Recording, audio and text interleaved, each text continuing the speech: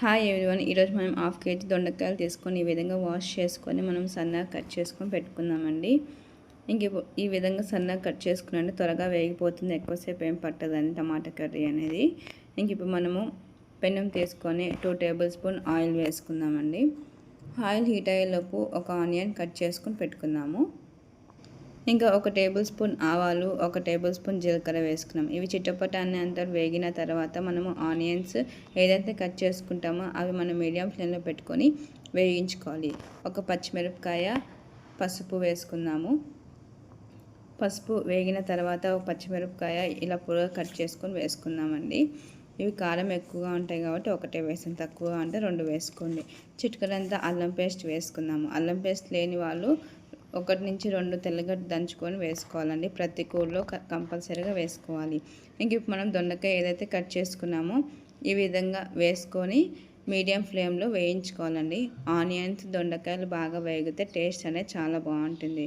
ఒక 10 నిమిషాలు మీడియం ఫ్లేమ్లో వేయించుకున్న తర్వాత మూత తీసి చూడండి. దొండకాయ అనేది కొంచెం వేగుతూ ఉంటుందండి.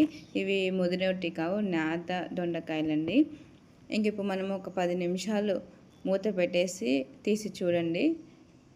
ఇంకా బాగా వేగి ఉంటాయి దొండకాయలు అనేది. ఇప్పుడు మనం ఒక టమాటా సైజు బాగా మాగినోటిది 4 భాగాలుగా కట్ చేసుకొని, లేదంటే చిన్న పీసెస్లా కట్ చేసుకొని వేసుకున్నారంటే టమాటా దొండకాయ అనేది బాగా వేగుతుందండి. ఇంకొక 5 నిమిషాలు మూత పెట్టేస్తారంటే టమాటా అనేది బాగా వేగిపోయి ఉంటుంది. చూడండి, వేగిపోయిన టమాటా అనేది ఈ విధంగా కలుపుకున్నారంటే కలిసిపోతుందండి.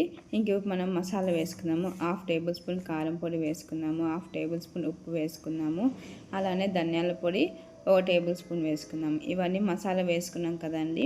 ఇంకొక 5 నిమిషాలు మూత పెట్టేస్తారంటే ఉప్పు వేసాం కాబట్టి దొండకాయ అనేది బాగా వేగుతుందండి. చాలామంది అంటూ ఉంటారు దొండకాయ త్వరగా అవ్వదని. ఈ విధంగా చేసుకోండి, చాలా బాగుంటుంది. 5 నిమిషాలు మూత పెట్టి తీసి చూడండి. బాగా మసాలా అంతా దొండకాయ పట్టిందండి దానికి. ఇప్పుడు మనము 1 గ్లాస్ వాటర్ వేసుకొని, దొండకాయలు కొంచెం ఉడకాలి కాబట్టి 1 టీ గ్లాస్ అని వాటర్ వేసుకున్నాంటే సరిపోతుంది. ఇంకొక 10 నిమిషాలు మూత పెట్టేసి తీసి చూడండి. దొండకాయ అనేది బాగా ఉడుకుతుందండి. ఈ విధంగా చేసుకొని ఒక 15 నిమిషాల్లోనే మీకు దొండకాయ కర్రీ అనేది రెడీ అయిపోతుంది. అన్నంలోకి, చపాతీలోకి చాలా బాగుంటుంది. ఈ విధంగా గ్రేవీ ఉంది కదండి, ఉడికేసరికి సరిపోతుంది. ఉప్పు కారం సరిపోయేలేవో చూసుకోండి. నా కొలతలతో అయితే కొంచెం తక్కువగా ఉందని కొంచెం వేసానండి. కొంచెం కారంగా ఉంటే చపాతీలోకి సరిపోతుందండి, అన్నంలోకి అయినా కూడా.